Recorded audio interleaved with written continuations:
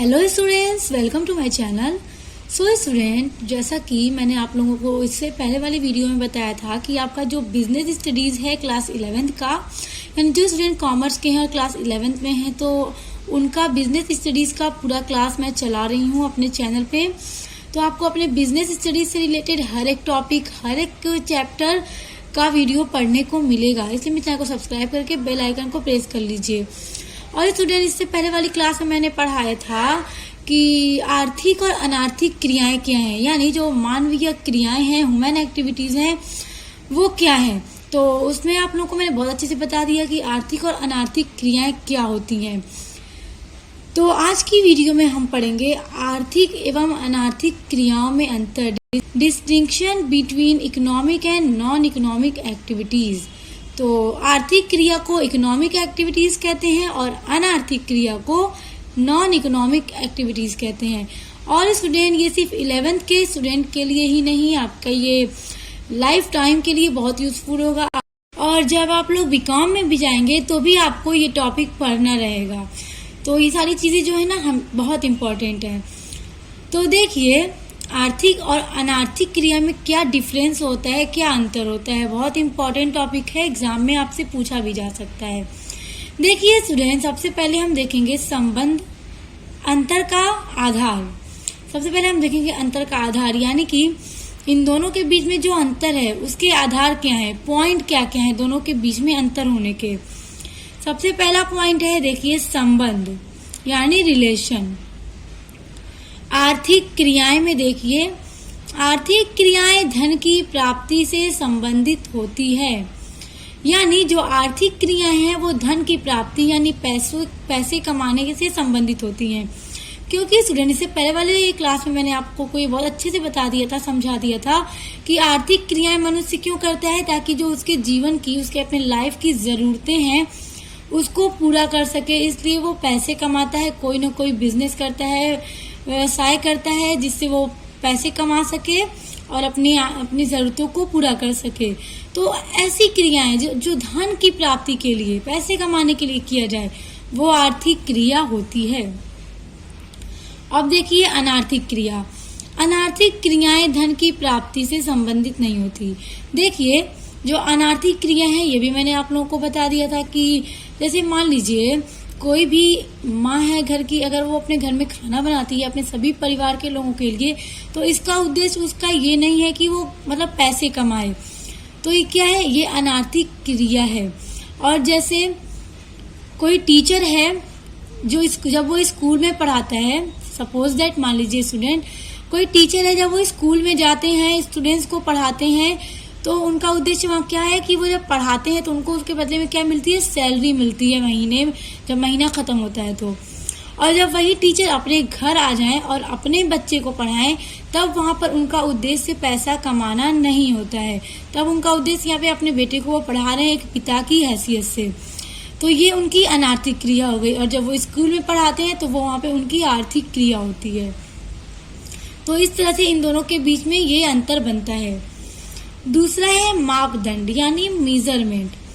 आर्थिक क्रियाओं का मापदंड मुद्रा है, यानी जो आर्थिक क्रियाएं हैं उनका मापदंड, अगर हमको उनका मेजर करना रहे आर्थिक क्रियाओं का, तो क्या है, मनी है। क्योंकि हम आर्थिक क्रियाएं इसीलिए तो करते हैं कि हम पैसे कमा सकें। और अनार्थिक क्रियाओं का मापदंड मुद्रा नहीं है। और अगर हमें कोई भी अनार्थिक क्रिया का मेजर करना रहे, माप करना रहे, तो क्या हम उसका मापन मुद्रा के यानी पैसों के द्वारा करेंगे? नहीं। मैंने अभी आपको एक एग्जांपल दिया कि जब वो टीचर अपने घर पर अपने बेटे को पढ़ाए, तो वहाँ पे क्या है, वो अपने बेटे को पिता की हैसियत से पढ़ा रहा है, ना कि पैसा लेने के लिए। तो हम वहाँ पे पैसे से मतलब उसका मेजर नहीं कर सकते। उसके बाद है उद्देश्य यानी ऑब्जेक्ट। आर्थिक क्रियाओं का उद्देश्य धन कमाकर जीविका चलाने से होता है। देखिए, आर्थिक क्रिया का सबसे मेन उद्देश्य यही होता है कि कोई भी व्यक्ति अब आर्थिक क्रियाएं, कोई भी काम, कोई भी व्यापार करता है, या कंपनी में, ऑफिस में जॉब करता है, नौकरी करता है, तो क्यों करता है, ताकि वो पैसा कमा सके और अपनी जीविका चला सके, यानी जो उसके अपने जिंदगी को गुजारने के लिए। बिना पैसे से जिंदगी नहीं गुजारी जा सकती। तो इसलिए इसका बहुत बड़ा उद्देश्य यही है। देखिए, अनार्थिक क्रियाओं का उद्देश्य जीविका के लिए धन कमाने से नहीं होता। स्टूडेंट, अनार्थिक क्रिया कोई भी मनुष्य जब करता है तो वहां पर उसका उद्देश्य ये नहीं होता कि वो धन कमाए, बल्कि वो अपने मानसिक संतुष्टि के लिए मतलब अनार्थिक क्रियाएं करता है। किसी की सेवा करता है, किसी की हेल्प करता है, कोई बीमार है अगर उसके पास पैसे नहीं है उसका इलाज करवा देता है। तो वहाँ पे कोई भी व्यक्ति ये नहीं सोचता कि ऐसा करने से मुझे पैसा मिलेगा, मैं पैसे कमाऊंगा, मनी अर्न करूंगा, लेकिन वो अपनी मानसिक संतुष्टि के लिए ऐसा करता है कि मतलब अगर वो परेशान है तो मैं उसकी मदद कर सकता हूँ जब, तो मैं क्यों ना करूँ। तो यहाँ पे उसका उद्देश्य क्या है? पैसे कमाना नहीं है, बस अपनी मानसिक संतुष्टि के लिए वो अनार्थिक क्रियाएं करता है। देखिए, चौथा पॉइंट है क्रियाओं के प्रकार यानी टाइप्स ऑफ एक्टिविटीज।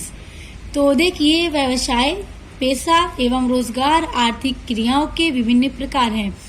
स्टूडेंट, इसके पहले वाली क्लास में मैंने आपको ये बहुत अच्छे से एग्जाम्पल के थ्रू समझा दिया था। अगर आपने नहीं पढ़ा है तो आप इसके पहले वाली क्लास को पढ़ लीजिएगा, मैं उसका लिंक आपको डिस्क्रिप्शन बॉक्स में दे दूंगी। तो देखिए स्टूडेंट, व्यवसाय वो होता है जब भी कोई व्यक्ति व्यवसाय करता है तो उसको वहाँ पे क्या होता है? प्रॉफिट होता है।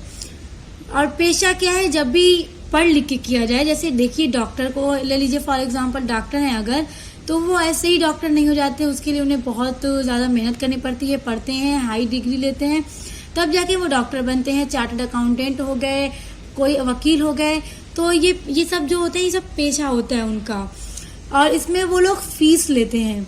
और रोजगार यानी एम्प्लॉयमेंट, जैसे कोई ऑफिस है, कोई कंपनी है जहाँ पे कर्मचारी होते हैं, स्टूडेंट जो वहाँ पे काम करते हैं, नौकरी करते हैं, अलग अलग उनका अपना अपना काम बटा होता है, तो वो लोग एम्प्लॉय हो गए। अगर जैसे देख लीजिए, अगर हम किसी दुकान का ही एग्जांपल ले लें, किसी शोरूम का, तो वहाँ पर भी आप लोगों ने देखा होगा लेबर होते हैं जो मतलब कपड़े दिखाते हैं और भी जो भी काम हो वहाँ का वो करते हैं। तो क्या है, वो सब रोजगार है उनका, वो सिर्फ वहाँ पे कर्मचारी होते हैं। तो इस तरह से जो आर्थिक क्रियाएं हैं वो 3 प्रकार की होती हैं।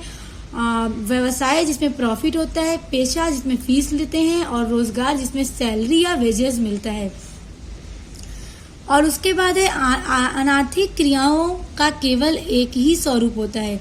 और देखिए, अनार्थिक जो क्रिया है यानी जो नॉन इकोनॉमिक एक्टिविटीज है उसका सिर्फ एक ही रूप होता है। और वो व्यक्ति क्यों करता है? कोई भी व्यक्ति अनार्थिक क्रिया अपने मानसिक संतुष्टि के लिए ही करता है।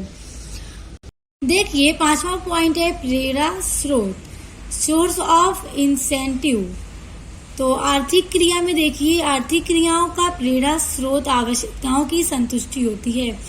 यानी स्टूडेंट, जो आर्थिक क्रियाएं हैं वो क्यों किया जाता है? अपनी आवश्यकताओं को पूरा करने के लिए किया जाता है। आर्थिक क्रिया जब कोई भी व्यक्ति करता है, चाहे उसका व्यवसाय हो, पेशा हो या रोजगार हो, वो क्यों करता है? ताकि वो पैसा कमा सके, मनी अर्न कर सके और अपने लाइफ में जो भी उसकी आवश्यकताएं हैं, उसकी जरूरत है, उन सबको वो पूरा कर सके।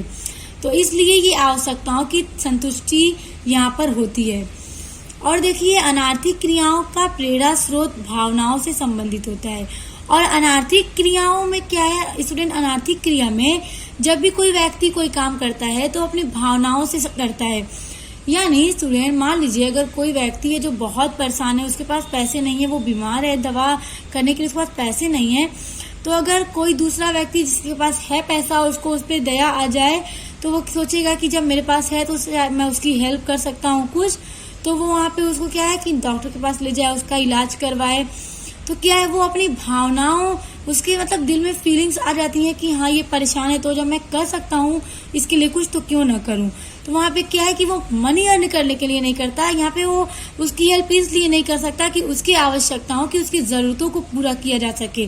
वो अपनी जरूरतों को पूरा करने के लिए नहीं करता, बल्कि जो परेशान व्यक्ति है उसके लिए उसके दिल में रहम आ गया, दया आ गई और वो उसके लिए करता है। तो यहाँ पर हमेशा भावनाओं से संबंधित कोई भी क्रिया की जाए तो वो भावनाओं से ही संबंधित होती है।